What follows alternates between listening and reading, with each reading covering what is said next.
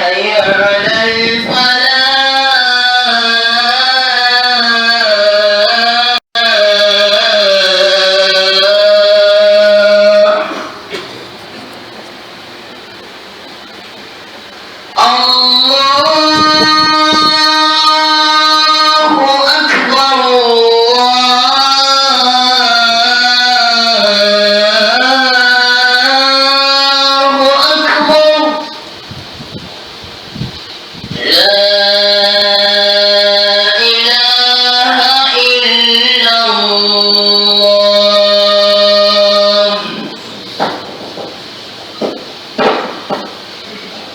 وعلى من اهتدى بهديه إلى يوم الدين. أما بعد، فاتقوا الله عباد الله واشكروه على نعمه الباطنة والظاهرة. أمة الإسلام، بر الوالدين فريضة لازمة وفضيلة جازمة، وجوبها حتم وأداؤها عظم، لا عذر لأحد في التساهل بها. الدين والشرع والنقل والعقل والرحمة والإنسانية دلائل على القيام بها، لأن الله تعالى قرن ذلك بحقه الواجب له. قال الله تعالى: وقضى ربك ألا تعبدوا إلا إياه وبالوالدين إحسانا، وقال: واعبدوا الله ولا تشركوا به شيئا وبالوالدين إحسانا. يتي الله سبحانه وتعالى ولو الله متوي himo hande yettede himo waɗi ko yettire e yettamo kanko Allah subhanahu wa ta'ala yamirɗo en moƴƴagol e tottugol haqqeji o haɗi en taƴagol e ƴaggugol. eɗen seedo ala rewetere sina kanko Allah subhanahu wa ta'ala. kala ko neɗɗo rewi ko wonama ko mere, ala reweteɗo si wona kanko, ala jeyɗo tagorni si wona kanko Allah subhanahu wa ta'ala. en seedo nelaɗo meɗen Muhammadin sallallahu alayhi wa sallam, oɗo ko jiyaɗo makko ɓe kafa, ko nulaɗo makko mo o suɓi o nuli e meɗen. den toro Allah subhanahu wa ta'ala yo juule nelaɗo e ɓeygure maɓɓe nden e sahabaɓe maɓɓe ɓen o hisnaɓe. wawa ɗum hule Allah subhanahu wa ta'ala, onon ɓeɗo jiyaɓe Allah, jarnummo kanko Allah subhanahu wa ta'ala e dow nemaji makko feeñuɗi ɗi suttiɗen, e nemaji makko ɗi tawata en andi no hiɗi wooda wotuma ɗi yehi. sabu Allah subhanahu wa ta'ala himo mari nemaji ɗuɗuɗi. no jeeya e nemaji makko ɓurɗi mawnude ɗin, waɗugol en enen ɗo ɓe yimɓe e noone no o waɗiri en ni, tawa hiɗen serti e kulle ɗen, hiɗen serti e tagore heddinde nden fuu. haray no hani e yettumo kanko subhanahu wa ta'ala jarnemo. anden haray kanko Allah subhanahu wa ta'ala no jeeya e dewe ɗe o farli e hoore meɗen yi e rewirmo, ɓay kanko ko kanko watta sariya, ko o faala wo ko ɗum wonta diina, ko o faala wo ko ɗum wonta ɗaɓɓire baraji, wona enen moƴƴinanta hoore meɗen. idan kanko Allah subhanahu wa ta'ala himo sendi dewe ɗen, waɗi piiji goo ko ɗi waɗeten hakkundeji meɗen, tawa ko ɗum woni dewal ngal. idan no jeeya e dewe ɗe kanko subhanahu wa ta'ala o farli e meɗen moƴƴagol e jibinɓe en ɓen ɗiɗo. jibinɓe en ɓen ɗiɗo Allah subhanahu wa ta'ala waɗi moƴƴagol e maɓɓe ko farilla mo tawata himo waɗɗodiri e ma an neɗɗo on gila ka jibinaɗa ɗon ha pooma fanni hiɗa wooda. o waɗi ɗum ɗo ɓural kadi fellitangal, waɗi waɗɗagol muɗum on kadi ko hunde nde tawata sikke ala e muɗum. o waɗi tottugol ɗum ko fellite e kanko subhanahu wa ta'ala, ko o fellite e hoore meɗen, bi mana ko fari e hoore meɗen. haray si en taskike moƴƴa en taway hay e gooto e yimɓe ɓen mara nganto ngohimo ngantinora fi welsindagol e moƴƴagol e mawɓe makko ɓen. sabu Allah subhanahu wa ta'ala o yamiri ɗum, o tentini fi muɗum, o takkindiri ɗum e dewe ɓurɗe mawnude ɗe kanko Allah subhanahu wa ta'ala o yamiri ɗe yo rewire. diina kan e sariya on e haqqille ɗen e yurmede nden e neɗɗankeyagal ngal fuu ko dalillaji holluɗi wondema haray ɗum ɗo ko hunde hanande daranede ɗum. kanko Allah subhanahu wa ta'ala o bakkindiri moƴƴagol e nene e baaba bi maana o waɗi ngal ɗo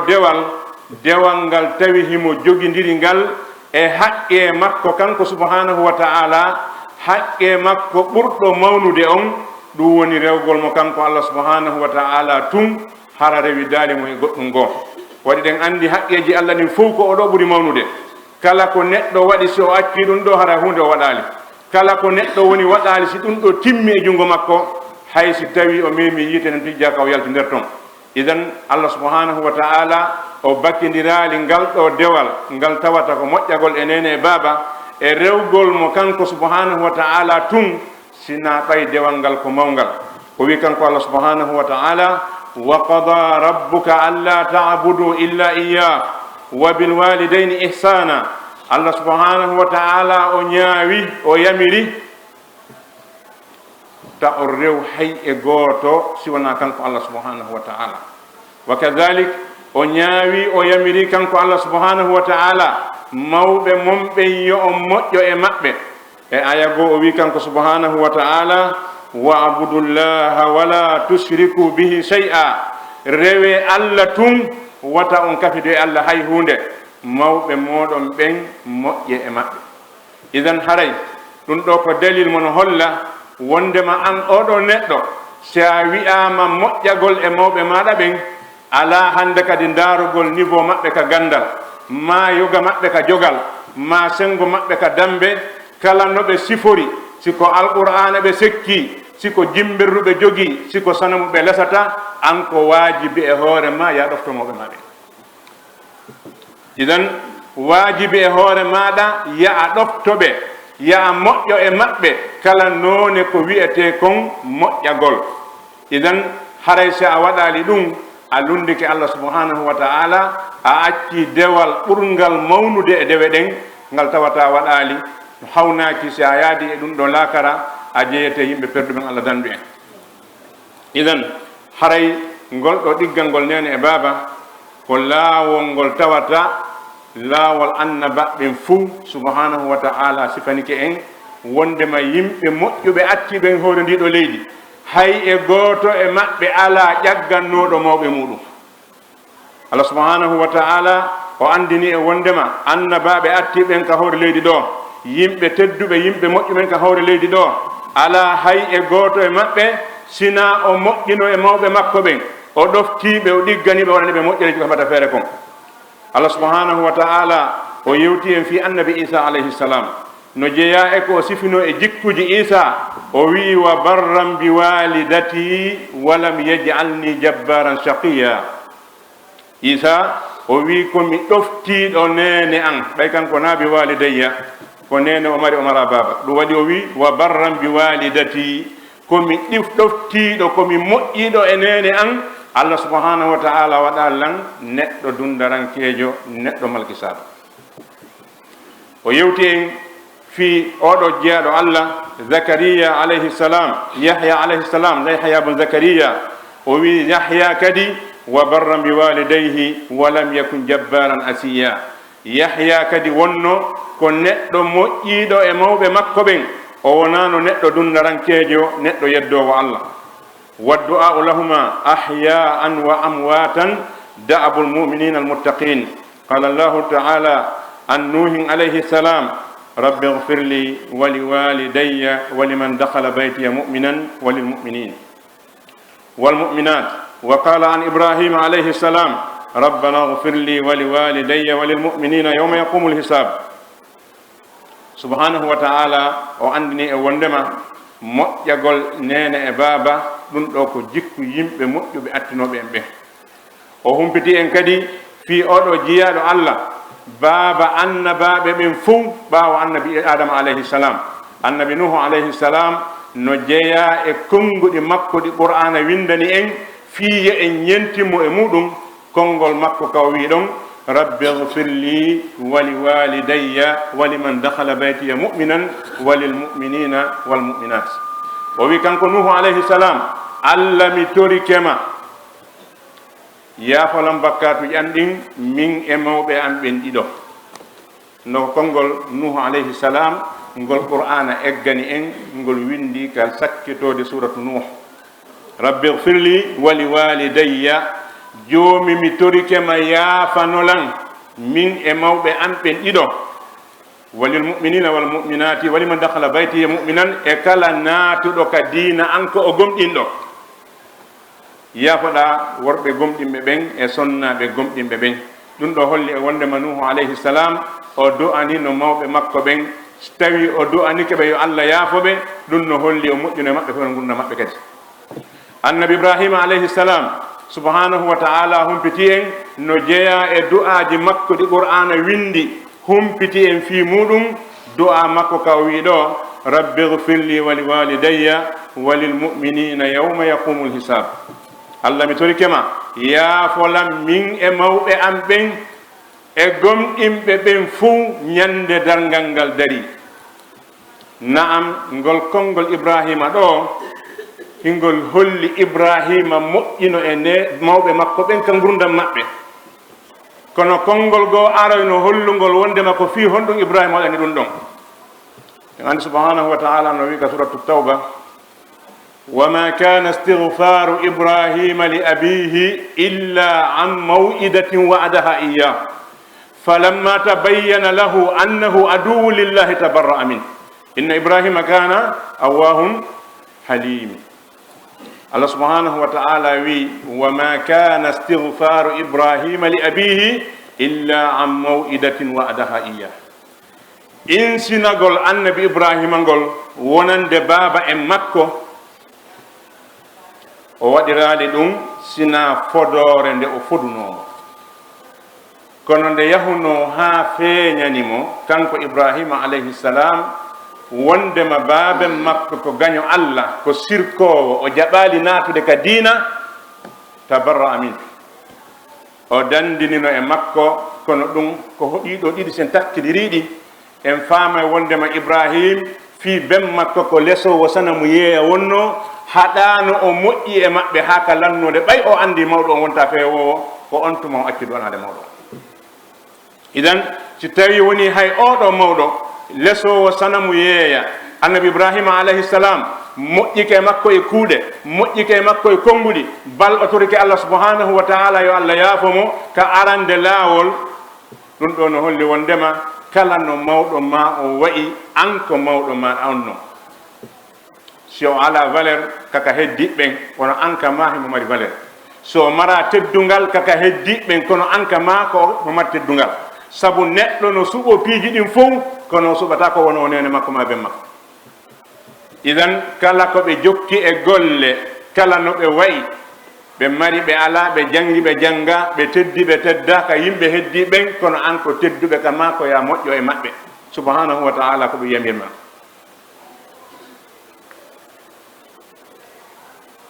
wa haqqul abawayni bil birri al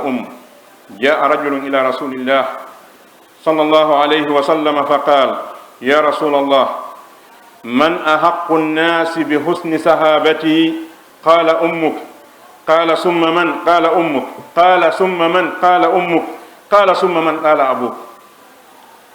haray mawɓe ɓen ɗiɗo hakkunde nene e baaba ɓe fof ko moƴƴeteɓe muɗum, ɓe fof ko ɗofteteɓe, ɓe fof ko waɗanteɓe konnguɗe teddungal. sabu subhanahu wa ta'ala ko wi wa imma yablughanna indaka al-kibara ahaduhuma aw kilahuma fala taqul lahuma uffin wala tanharhuma wa qul lahuma qawlan karima waghfid lahuma janaha dhulli min ar-rahma wa qul rabbi irhamhuma kama rabbayani saghira. si woni nayi yottike goɗɗo e maɓɓe maɓe ɗiɗo kala e fewndo gurdam maɗa an, wata a wikkoɓe, wata a haaɓuɓe, wata a siiɓoɓe, wata a wiɓe mi ronki tahol ngol konngol. ɓaawo on kadi wahfid lahuma janaha zulli, ko wiyete kon gabi tawwol jaasere pottin ɗum e maɓɓe, mi mana wata jaasimɓe, wata holluɓe hiɗa mari, wata holluɓe hiɗa laami, wata holluɓe hiɗa jangi, wata holluɓe a jindoyi an a arti, ɗum fof alda on. Sabu kaɓe ittuma ɗon a wawataɓe ɓurde hande kadi. Idan pottin ko wiyete ko jasere e maɓɓe wattitanaɓe ɗum yurmede. Toro Allah subhanahu wa ta'ala yo Allah yurmeɓe wona ɓe wakkilornoɓe ne'uma ko wonɗa to sokono. Idan haray nene e baba ko ɓuri handude kon e wakkilanede, ko ɓuri handude e ɗoftede, ko ɓuri handude e okkorde moƴƴanede si woni hakkude maɓɓe kamɓe ɗiɗo ko nene on. Sabu oɗo hadis gorko ari ka nelaɗo sallllahu alayhi wa sallam o wi nelaɗo yimɓe ɓen fuu ko hombo mi ɓuri hanude wondirde no moƴƴiri. Andi so wi yimɓe ɓen fof ɗo hay ala kontugol, wona jannuɗo ma on, wona jonnuɗo ma manan kun on, wona laamiɗo ma on, wona mo jombuɗa o, wona ɓiɗɗo ma on, ko yimɓe ɓen fof o wi yimɓe ɓen fof ko hombo mi ɓuri hanude wondirde no moƴƴiri. Nelaɗo maaki ko nene ma, yilti o landiti o wi si feƴƴi nene an ko hombo, nelaɗo maaki ko nene ma. O landiti tammu si feƴƴi nene an ko hombo, nelaɗo maaki ko nene ma. O landiti nayaɓum si feƴƴi nene an ko hombo, nelaɗo maaki on tuma noon baaben maɗa. Bimana hiɗa haani wakkilade moƴƴo e nene ma, sabu ko kanko ɓuri lo'ere, sabu ko kanko ɓuri tampande ma, sabu ko kanko ɓuri joganade ma yurmede, sabu kadi ko kanko woni sonnajo on. Si innama kanko woni sonnajo on, kanko ɓuri lo'ere nde, kanko woni mo wawata no faggade o. Idan ko oɗo ɓurɗa hande moƴƴade muɗum e hoore noon kadi ko ya moƴƴo e baabe maɗa. Qala Abdullah ibn Mas'ud radiyallahu anhu sa'altu an-nabiy sallallahu alayhi wa sallam ayyul amali ahabbu ila Allah qala birrul walidayni qultu summa ayyu qala al-jihadu fi sabilillah wa jaa rajulun ila an-nabiy sallallahu alayhi wa sallam yasta'dhinuhu fil jihad qala ahayyun walidaka qala na'am qala fa fihima fajahid. Abdullah ibn Mas'ud radiyallahu anhu o wi kanko Abdullah ibn Mas'ud o arno o landi nelaɗo sallallahu alayhi wa sallam o wi nelaɗo golleji ɗin fuu ka diina ko golle honɗe ɓuri moƴƴude. Nelaɗo maaki ko nde yahata moƴƴoɗa e mawɓe ma ɓen ɗiɗo. Golle ɗen fof ka diina ko ɗum ɓuri. Salligagol ma juula, horugol ma ñallal ma balɗe, ittugol ma sadaka, kala ko watta kon e dewal ko ɓuri moƴƴude ko nde yahata moƴƴoɗa e mawɓe ma ɓen ɗiɗo. O wi si feƴƴi ɗum honɗum, nelaɗo wi ko hiwgol islamu on, daragol yeeso yimɓe wiɓe islamu feƴƴata ɗo ɓe daroɗa yeeso maɓɓe ha islamu feƴƴat. Daragol yeeso yimɓe wiɓe islamu gollirtake ɓen innaɓe o way on gollata ono kono gollatake ko fenande. Sabu islamu ko ɗum woni jaɓata. Islamu no jaɓi la ikraha fi din, a addata goto ka dina force ɗum ala toon, kono noon mi watta goɗɗo kadi watta, islamu jaɓata ɗum. Idan ɓen ɗon ko haɓeteɓe ɓe haɓire none maɓɓe on kamɓe kadi. Siko ɗengal o jogi haɓiramo ɗengal, siko karambol o mari haɓiramo karambol, siko jawdi o woni wadde haɓiramo ka jawdi. Kala none ko darto islamu kon ndara hono ɗum dartoramo fiyo koto kala islam. Gorko goo arno ka nelaɗo sallllahu alayhi wa sallam tawi o nani moƴƴere ko heɓoto kon e jihadi fi Allah, o andi mo maayi e ɗum sikke ala ko aljanna o fokkiti. O ari o wi nelaɗo min kadi miɗo faala yon wattan ka kaye yahoɓe jihadi, mi tawe e maɓɓe min kadi mbiyami heɓa nden moƴƴere. Nelaɗo ndaari mo ha ɓe wi ene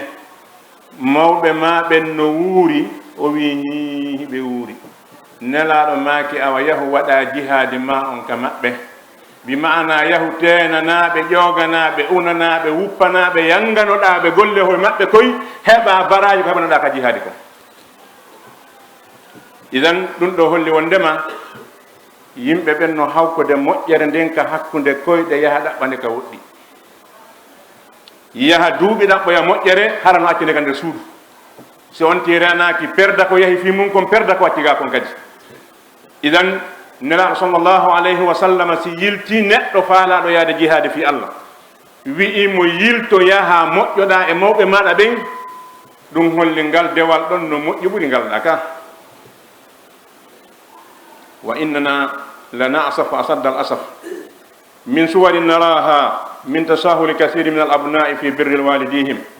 فلا تقدير ولا احترام ولا سمع ولا طاعة ولا بر ولا أدب، بل غلظة وفظاظة ونحر وعقوق. بل من الناس من يرفع دعوى قضائية ضد أبيه، منهم من إذا تزوج نسي أبويه، ومنهم من يجعل بره وإحسانه لأصدقائه وزملائه ويعوق أمه ويجفو أباه، ومنهم من كان على الأبوين ومهما كان على الأبوين من تقصير فبرهم واجب والإحسان إليهم متعين. قال تعالى: وإن جاهداك على أن تشرك بما ليس لك به علم فلا تطعهما وصاحبهما في الدنيا معروفا واتبع سبيل من أناب إلي ثم إلي مرجعكم فأنبئكم بما كنتم تعملون. haray sen tastike alhaali gurdam meɗen ɗam fewndo ɗo la siyamma sukaɓe worɓe ɓen e sukaɓe rewɓe ɓen en taway no sunini hattirde suningol noneji ko wonɗen e yiwde ƴaggereji ko tawata ɓeɗo ɓiɓɓe hande no jogani mawɓe muɗum ɓe. ko waɗi hande sen daari ɓiɓɓe worɓe ɓen buy maɓɓe no sikka kañum si wawani hoore mum haray gasi kañum e nene mum e bemmum ɓe woni égal. hande kadi mo be maɓɓe koko faala wolta ko faala watta, mo be maɓɓe haray no wawi fojude ko faala o, goto jeeya oya, goto wolata fi oya. idan ɗum ɗo ko hunde nde tawata ko perdugol ka diina muɗum. si tawi neɗɗo o yahi ha o sikki ko kanko wonta dow mawɓe makko ɓe wona ley, haray o fayi diina makko kam. idan en taway ɓeɗo ɓiɓɓe ɓurɓe hewde hande hakkude maɓɓe e mawɓe maɓɓe ɓen wona moƴƴagol e maɓɓe, wona teddingol ɓe, wona nanangol ɓe, wona ɗoftagol ɓe, wona moƴƴagol e maɓɓe, wona ne'anagol ɓe. ɗum ɗo fof no seeka hawka to no jeeya e ko ɓuri hulɓinade kon nde tawata ɗum ɗum fuu sutaka. kala ko jokkuɗa e golleji ɗin, kala no ƴaggirɗa ɗum wolatake ella on fuu kono noon hiɓe mari gonga. so tawi a sekkike deftere Allah ne ƴaggani nene e baba ɗa hani felde goy felore jokkude nden on ɗon haray no hani, par ce que kanko emo andi gonga on, gonga on no moggo makko. si tawi kanko e neɗɗo mo anda gonga on ɓe woni gotum, haray kanko jogui felore nden ka. si joguiɗo alquran e joguiɗo Mamadou e binata foti wasere nede yeeso nene mum e bemmu, gomo felore jokki? jannguɗo Mamadou e binata andani ene baba no ɗofte, ɗum windaki toon. amma noon jannguɗo qur'ana no fa andi ko qur'ana wi'i kon e fi hakkude makko nene makko e ben makko. idan kanko so waɗal ɗum kanko felore jokki, haray himo felni imo hana felede. idan haray ko yi'eten hande ɓuri hewde ɓiɓɓe ko ñaande e sonko yeeso mawɓe maɓɓe ɓen e wikkagol e ƴaggere. bal no woodi e yimɓe hande, no woodi e ɓiɓɓe hande porteɓe pilante e hoore ben muɗum fi jawdi maɓɓe ɗin kadi. mawɗo gorko immo inna yeeya tumbum ko yangani ɓiɗɗo inna mawɗo a fene. joni koen fof kafi ɗum ɗo na antu jeeyi, ko hanki jenoɗa ɗum antu yaha waɗa pilante e hoore ben makko fi ko jeeyi kon kadi. ɓen ɓiɓɓe no woodi.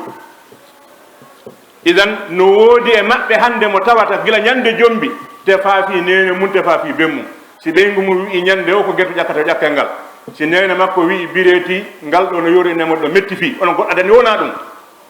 ɓen ɓiɓɓe kadi no woodi hande kala ko ɓeygu maɓɓe wi ko ɗum. si ɓe sooday coñci pooreji wulɗi sunnaji ɗin ko ɗum ɓe sodata nene maɓɓe, koton jiɗin ko ɗin ɓeygu maɓɓe sodanta. bal hiɗen andi alhaali on no woniri hewtade tade. idan ɗum ɗo ko perdi wonande ɓiɓɓe wawɓe ni ɓen. woni noon oɗo ɓiɗɗo komo duuɓi sappo, woni komo noga, woni komo capanɗe jeeyi, woni komo capanɗe jeetati, woni ko joom ɓeyngure, woni ko célibataire jo fof ko gotum. a mara fi a heeɓi ɓiɓɓe buyi, a heɓirali ɗum dalil fi a ƴagga mawɓe maɗa ɓen. si a heeɓi ɓiɓɓe temedere nene ma e bemma no wuuri ko yaa daaso yeeso maɓɓe no yiɗɗita ɓiɓɓe maɓɓe daaso yeeso ma noon. wona ya darɓa e ɓiɓɓe ma ɓen towi an kadi a woni joom ɓeyngure sikka an enen ma e bemma woni gotum joni ko ɓe wiyoɗa wiide owe. haray hande kadi ko makoji ɗon nano. idan duuɓi ko heɓuɗa o ko a ɓiɗɗo, a iwata wonde ko a ɓiɗɗo ha maya par ce que goɗɗo heɓuma. idan no woodi e woɓɓe maɓɓe kadi ɓe tawata feere e faale weldiɓɓe maɓɓe ɓen, ñallidiɓe maɓɓe ɓen, huwodiraɓe maɓɓe ɓen no ɓurani ɓe feere nene maɓɓe nden eɓe maɓɓe tawi no woni hakkunde faale e faale naade hakkunde faale e saria si woni hakkunde faale e faale yo faale nene maɗen ɓurane faale wonɗo o yo faale bem maɗen ɓurane faale wonɗo o si woni noon ko hakkunde faale e saria on tuma hara saria o no ɓuri ko woni o kono wata a ƴettu faale neɗɗo mo welduɗa fiitum himo nafa mo ñallal ma balɗe ɗiɗi tawa ko on wi'i kon so wi'i ko ɗum ɗo watta nen ma wiya watta ɗum koko wiya waɗa ko watta no heewi sukaɓeɓen hannde si gore maɓɓe sappanike moɓe jombata inni min ko oɗa mi faala mbaɗi yiya jombu si nene maɓɓe wulli defaɗi hoore ngandi demu no ɓe wirta noon si o wulli honɗide fi ko faala ka ɗum ɗon kon ɓennen ko ɗon o yaata yaa ha ɓe jokkama ko faala kon kanko e gore ma wa kadalika ɓiɓɓe rewɓe si o wi min ko oɗo mi faala hay si nene makko nen ɗon probléme ji wulure wowlay ha ronka ko gore makko ɓe wattima feere ko ɗum ɓuranimo idan ɗum ɗo ko fayre ɓiɓɓe hewɓe haray wattanilay ɗum ɗo kala noone no mawɓe ɓe raɓɓiɗinori ko ɓe ala niveau gandal wo ko ɓe mara jawdi wo ko ɓe tinnaki fiima wo ko ɓe toppitaki ma wo ko tawata ɓiɓɓe heddiɓe no hetti ɓurma wo an ɗum ɗo jonnama droit fi a ƴaggam mawɓe maɗa ɓe ko ya ɗoftoɓe kala noone alhaali maɓɓe no woniri an ko mawɓe maɗa ɓenni idan ko kamɓe woni saabu woodede ma on a ɗoftortaɓe fii ko kamɓe jibbinma hara ko ɗum ɗon tun a moƴƴorta e maɓɓe fii ko kamɓe jibbinma hara ko ɗum ɗon tun bal a ɗoftorayɓe moƴƴora e maɓɓe par ce que Allah waɗi ɗum ko dewal ngal rewirta Allah si a waɗali ngal Allah nangata yawmal qiyama subhanahu wa ta'ala o wi wa in jahadaka ala an tushrika bi ma laysa laka bihi ilm fala tutihuma si ɓe forsima ya kafido e Allah ko tawata amarana gandal amarana dalil ɗo Allah wiwata ɗoftoɓe ta ɗoftoɓe yedda Allah is la ta'ata li makhluqin fi ma'siyati al-khaliqi hay e tagaɗo gooto wana lanɗo wana mawɗo wana karamo kojo wana hombode neɗɗo gooto mara haqqe ɗoftede e ho yeddugol Allah subhanahu wa ta'ala ko waɗi ko Allah taw on tuma noon ko heddi kon ari idan o wi fala tuti'huma yani fi shirk ta ɗoftoɓe shirkana lande kono noon wa sahibuhuma fi dunya ma'rufa wondir e maɓɓe ka adna no moƴƴiri ɓornuɓe ɗi ɓe haani ɓornade ɗin ñammimɓe ko ɓe haani ñamude kon wallimɓe ka ɓe haani walade ɗon ñawdirɓe ko heɓata feere kon kala ko wiyete moƴƴere adna kon waɗanɓe haysi ɓe sirkay haysi ɓe listanamo joƴƴinga suudu maɓɓe haysi bimbi kala ɓe yaha e ndaaro hayso tawi ɓe waɗa bidaji temedere ñande o ñande an ko waajibi e hoore ma telen adna ya moƴƴo e maɓɓe a innaka nayi ya jokkuɓe waggol bidia ma ya jokkuɓe waggol sirku ma ya jokkuɓe waɗugol ko Allah haɗi kono noon moƴƴagol e maɓɓe ngol ɗum ɗum o wi won wat ɗum ɗon wa sahibuhuma fi dunya ma'rufan wattabi sabila man anaba ilayhi telen jokkugol laawol ngol jokku laawol tuuɓuɗo wurtifade an wo summa ilayya marji'ukum fa unabbi'ukum bima kuntum ta'malun ɓaawo nde mayɗon kaka an artoto mi yeeto on ko wonno ɗon e gollude kon kono noon moƴƴere nden konngol moƴƴol heɓanɓe ɗum ñaamete moƴƴo heɓanɓe ɗum ɓornateri moƴƴo heɓanɓe ɗum wata ɓe ñawtawa a tefa alandaaki sa waɗi ɗum haray a perdi julde ma nden e korka ma kan e hajju ma ngun e joldugol ma ƴawrangol nafotama kala subhanahu wa ta'ala hiɗa ƴaggani mawɓe maɗa ɓe aqulu qawli hadha wa astaghfiru lakum fastaghfiruhu innahu huwa al-ghafurur rahim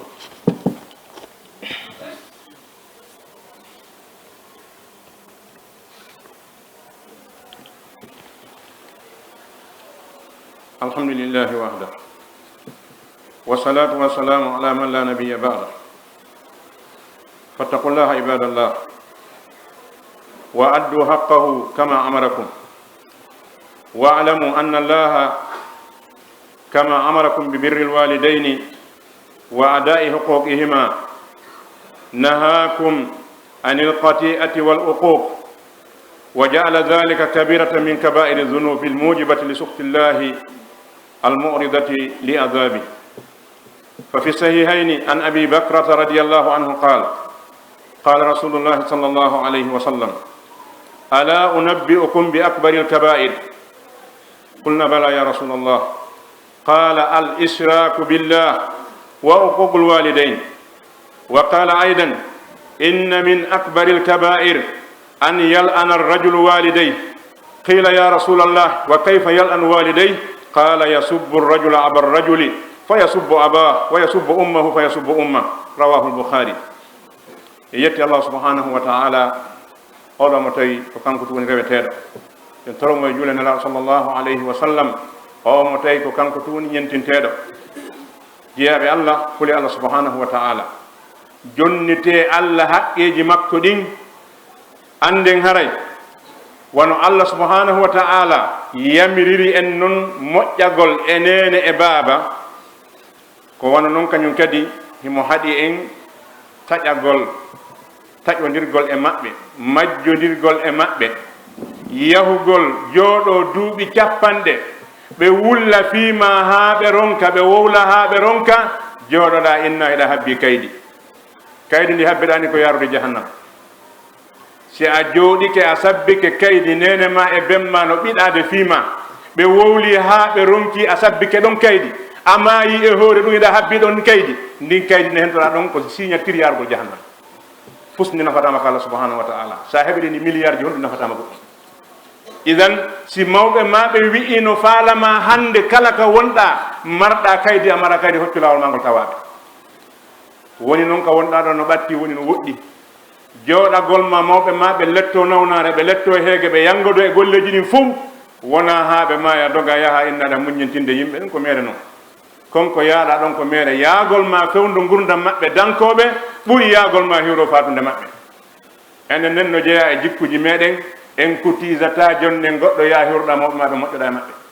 ko tuma ɓe maayi wo inne ndaren no yahira ya waɗagol hunde o jooɗike ha ɓe yangike ha ɓe maayi hunde waɗanali ɓe, ɗum ko perdino.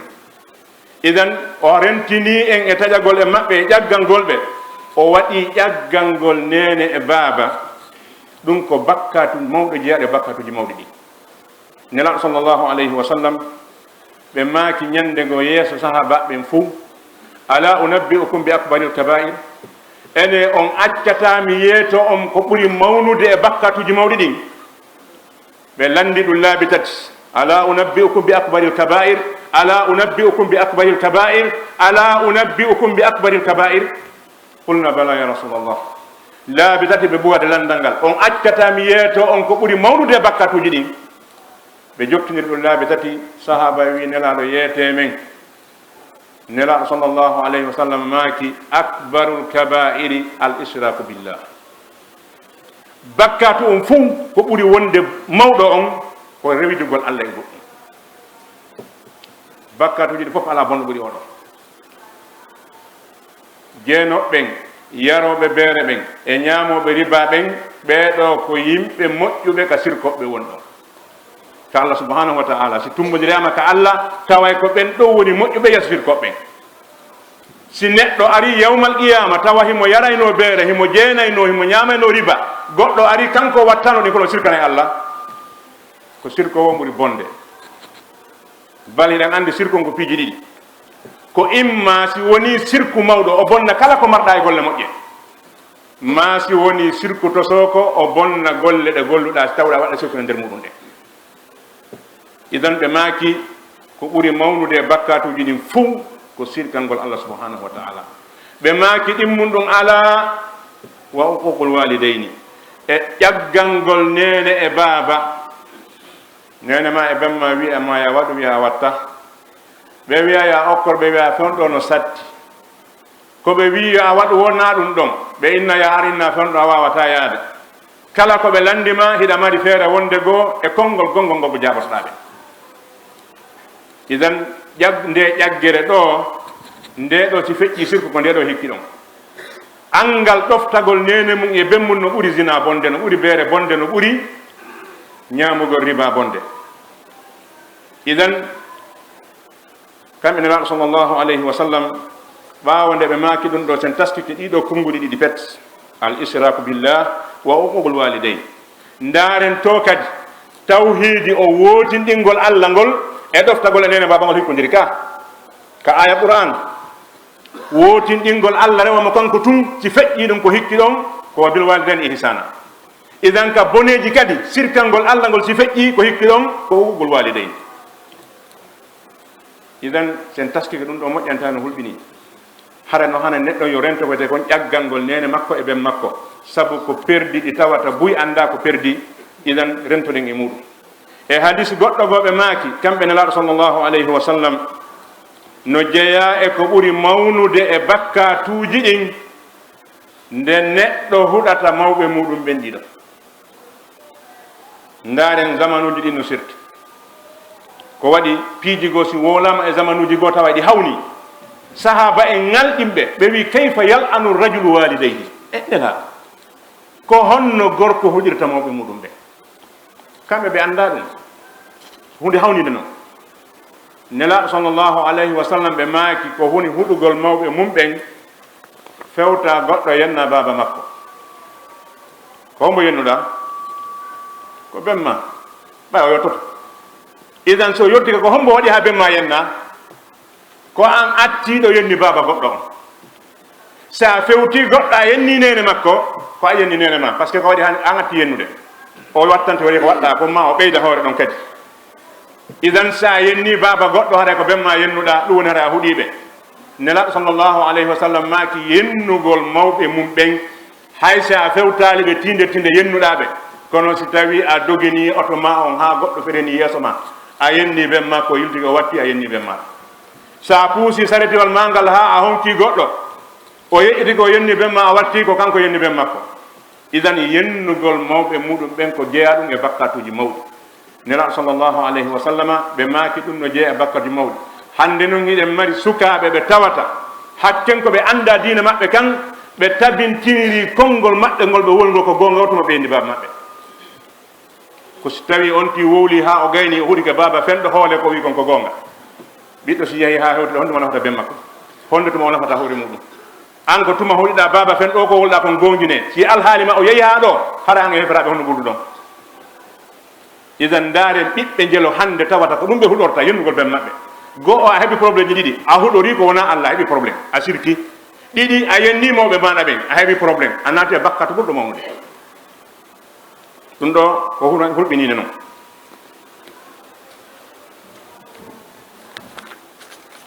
wa fi lhadisi sahih an abi hurayra radiallahu anhu annahu qala rasulullahi sallllahu alayhi wa sallam ragima anfuhu summa ragima anfuh man adraka abawayhi inda alkibari ahaduhuma aw kilahuma falam yadkhul aljanna rawahu muslim abu hurayra radiallahu anhu wi o naniri nela sallllahu alayhi wa sallam no maaka jaasinama bi ma'ana kinar rukama ko jaasinama on neɗɗo wuuri duɗo e mawɓe mum ɓe ɗiɗo ma e goɗɗo e maɓɓe o golla naali ɓe o heɓi baraji e junngo maɓɓe ko nattamo aljanna oɗo haɗa ko neɗɗo jaasuɗo neɗɗo mo tawata wuuridi e ben muɗum o heɓali junngo maɓɓe natamo aljanna ma o wuuridi e yumma makko o kurkanaki ɓe ha o heɓi junngo maɓɓe nattamo aljanna nelaɗo maaki oɗo ko neɗɗo jaasuɗo ni kama warada fi sahih aidan anna min althalathati alladina la yadkhuluna aljanna al aqu li walidayh wono arde kadi hadisi goɗɗo go wondema no jeeya e tato ɓe natata ɓen ka aljanna neɗɗo ƴagganɗo nene mum e ben mum ala inna birra alwalidaini ya ibadallah mutaakkidun fi jamii marahil hayat la siyama inda almaradi walkibar bal innahu yastamirru hatta ba'da alwafat wa an usayd as-sa'idi radiyallahu anhu qala rajulun ya rasulallah hal baqiya min birri abawayya shay'un abarruhuma bih ba'da mawtihima qala na'am as-salatu alayhima wal istighfaru lahuma wa infadhu ahdihima wa silatu rahmi allati la tusalu illa bihima wa ikramu sadiqihima haray anden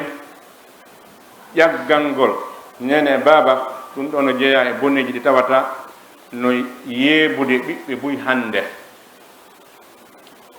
no hani wattande yila moƴƴa tentini noon sukaɓeɓen yoɓe ɓeydu wattande yila moƴƴa kala noon golle koɓe jokki yoɓe andu faale nene maɓɓe ɗen e faale maɓɓe ɗen ko faale nene maɓɓe ɗen ɓuuri faale ben maɓɓe ɗen e faale maɓɓe ɗen ko faale ben maɓɓe ɗen ɓuuri yoɓe andu faale allah ɗen e faale nene e baba ko faale allah ɗen ɓuuri si woni hakkunde yimɓe ɓen wonɗo o wonɗo ko haqqe nene baba on ɓuri, si woni hakkunde mawɓe ɓen ɗiɗo e Allah kadi ko haqqe Allah on ɓuri. Idan ta yeebu haqqe mawɓe maɗa ɓen etto jonnitaɓe haqqe maɓɓe on, sabu sa waɗali ɗum koko waɗɗa ɗon kon artay ha hewtane ma. Ari e qissa gorko goo o soñjoduno e ben makko, o tampide maɓɓe ha o moni, o sikki, o haaɓi, ko waɗi ndaare moƴƴa an ko yanganiɗa mawɓe maɗa ɓe wo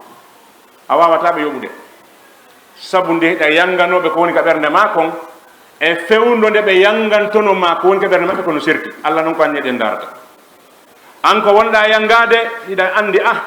o moya joni mirta hoore am ko hoɗum wonɗa yangade, kamɓe hiɓe yangade num Allah wurnanan o andina on anni e goote, hiɗa yangade fi yo may hettoɗa, kamɓe ɓe yangade fi yo wuuru, na on anni e goote, haysi yangiki woni wooti kono na on anni e goote. Idan oɗo o yangude ben makko o soñji ha o ƴetti mawɗo on o rondi o yahi ha ka tumbo burure binde leggal o wallini mawɗo on ɗon, honɗum o faandi ko hawkugol mawɗo on o faandi, o nangi laawol makko ngol o hokkiti yaade, mawɗo on jali wi ari, o ari o wi ayi ka wallinɗalan ɗo ko ɗo mi hawkuno baba,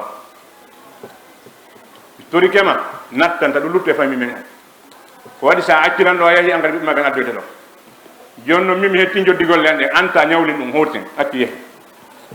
Idan kama to dino to dan no waɗɗa mawɓe maɓe noon ko noon ɓiɓɓe maɓe waɗayma. Idan wattani yila moƴƴa probléme ji bus hande hiɗe rondi hiɗe miiji ko honto lawol majji o woni hara koye ɗon sabu muɗum, sabu yaltugol mengol ko ɗaɓɓere wonno joni woni hol si a heeɓi feere no wondira maɓɓe ɓurma moƴƴande, kono si tawi woni hiɓe toon hiɗa to e to dey awa hara on humpodirali ko feƴƴiti da iman hara ɓe andi ko honɗum fewndinɗa ko honɗum faalaɗa ko anda kadi anda honɗum faali maɓɓe ɗen. Sa i goo no ara sa a jonnani mawɗo ma on milliard e argol ɓe yi e ma ko hiiko ma ko ɓuura me sukaɓe boy noon anda ɗum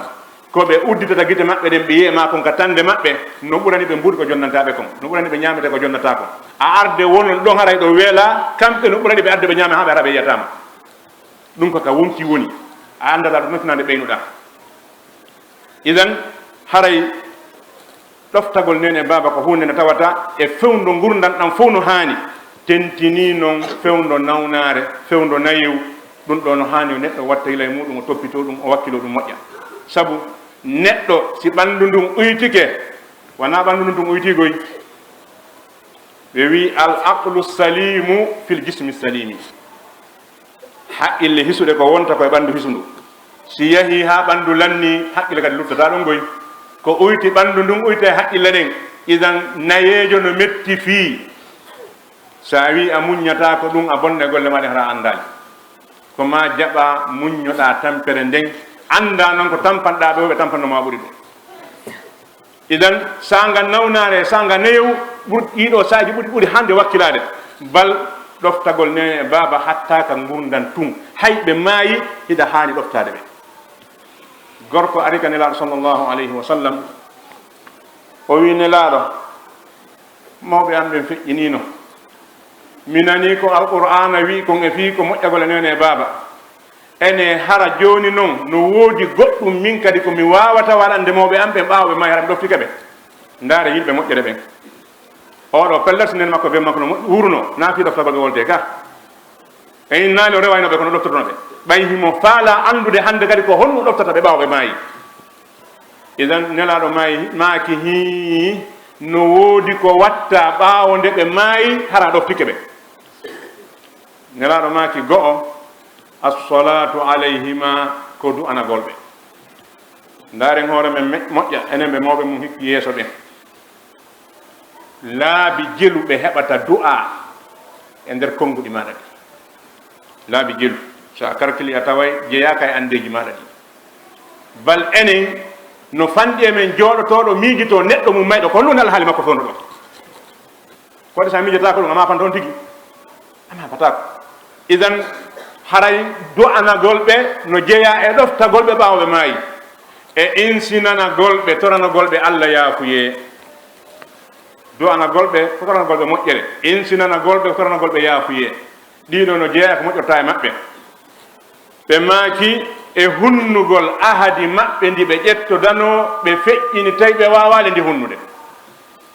kamɓe e goɗɗo ɓe halduno hunde ɓe wawali heɓude feere tamede lombike ndin ahadi no ɗon ndi huɓali immagol ma hunna ndin ahadi ɗum ko jeeya ɗum e ɗoftagol ɓe ɗum ɗo no ɓuuri firtugol coggel ko ɓe haldano kon tawa heɓe yeydano jommu yoɓi ha nokku goo ɓawa nde ma inna a ɗum no firtike mawɗo ko bonnowo mbuuɗi min ɗum no laata ko hande kadi ɗaɓɓe nokku ka sodiro jonte min ɓoyamen hino mbuuɗi mon ɗin ɗo na non si ɓe ƴetti ahadi ɓe wuuri e to so ɓe maayi e hoore ahadi ndi huuɓali hunnunaɓe ahadi maɓɓe ndin ɗum no jeeya e ɗoftagol ɓe nayi joktugol enɗal ɗan tawata a wawata heɓude enɗal nokku e aduna o sina junngo maɓɓe ɗa wawi heɓude weldiɓe koɓe ɗuuɗi won heɓa jaatigiɓe ko ɗuuɗi won kono enɗan a heɓata no sina sengo nenema e ɓemma idan jokkugol enɗan ɗan ɗum no jeeya e ɗoftagol ɓe ɓe maaki jowi on ko teddingol weldiɓɓe maɓɓe ɓen ɓe andi goɗɗe bemma no welduno kono ɓe wuuri ɓe huwodirno e yahugol moƴƴo e on mo bemma welduno no jeeya e ɗoftagol bemma ndaren Abdullah ibn Umar radiallahu anhu oɗo sahabajo ɓiɗɗo sahabajo ñande goo himo nangi laawol Makka kanko Abdullah ibn Umar himo yaha o fotti e neɗɗo ko burure neɗɗo fulawa o ƴetti mbabba mba o ƴawno e hoore mum ban o noddi o ya o ari o ƴetti mbabba ban o jonnimo o ƴetti metelol ngol haɓɓuno ka hoore makko ngol o itti o jonni o ya o watti ka hoore makko o wi yew woɓɓe wondiɓe makko wi Abdoulaye kono waɗanta ɗum ɗo mbabba mba wonɗa waɗɗade ma metelol maga on jonnanta ɗum o ɓe ko yimɓe fulawani sa okki o ko fanni oɗum yonaymo Abdullah ibn Umar wi ben o e ben an hari no weldi mi nani nelaɗo no maaka no jeeya e ko ɓuri moƴƴude ɗiggere moƴƴagol e neɗɗo mo baba ma welduno ɓawde ɓe maayi ndaren Abdullah ibn Umar wonna e welduɗo e ben makko mo moƴƴi mum dey ko ɓiɗɗo welduɗo e ben makko on ko oɗo o moƴƴi muɗum idan enen ɗin ɗon jeeyaka e piiji wattiteɗi e haqqille bal wattake e haala bal ɗin ko jeeyaɗi e piiji ɗi tawata si ɗi aybinaka haɗa ɗi heeɓi jam idan haray wattane yila anden dewe ɗen no sakiti e piiji ɗin no jeeya e dewe ɓurɗe mawnude ɗen ɗoftagol nene e baba no jeeya e bakkatuji ɓurɗi mawnude ɗin ƴaggal ngol nene e baba idan haray neɗɗo on kala ka o fewndi e gurdam makko ɗan tentini ɓiɓɓe rewɓe ɓen hiɓe jogii probléme ji ɗuɗuɗi fewno ɗo sabu kamɓe si woni haa ɓe resama kala ɓikkunkumɓe heɓi ko nene maɓɓe rondoto nene maɓɓe rondoto ɓe haa gasa rondo miññiraɓe maɓɓe ɓen ɓe jombe ɓe yaha nokku goo kadi yummirawo wonta boydijo maɓɓe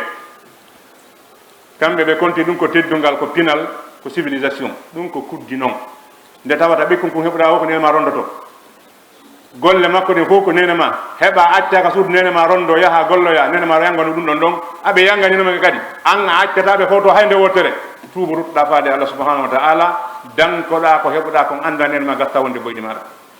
ربنا تقبل منا انك انت السميع العليم وتب علينا انك انت التواب الرحيم اللهم ارنا الحق وارزقنا اتباعه وارنا الباطل وارزقنا اجتنابه برحمتك يا ارحم الراحمين اللهم يا حي يا قيوم برحمتك نستغيث اصلح لنا شأننا كله لا اله الا انت اللهم حبب الينا الايمان وزينه في قلوبنا وكره الينا الكفر والفسوق والعصيان واجعلنا اللهم من الراشدين اللهم نسألك بأسمائك الحسنى وصفاتك الأولى وبكلماتك التامة أن تجعل لنا وللمسلمين من كل هم فرجا ومن كل ضيق مخرجا ومن كل بلاء عافية اللهم بدل أسرنا يسرا وفقرنا غنى وضعفنا قوة برحمتك يا أرحم الراحمين اللهم انصرنا ولا تنصر علينا وامكر لنا ولا تمكر علينا واهدنا ويسر الهدى لنا وانصرنا على من بغى علينا اللهم اصلح من في صلاحه صلاح للإسلام والمسلمين اللهم اصلح من في صلاحه صلاح للإسلام والمسلمين واهلك من في هلاكه صلاح للإسلام والمسلمين برحمتك يا أرحم الراحمين سبحان ربك رب العزة عما يصفون وسلام على المرسلين والحمد لله رب العالمين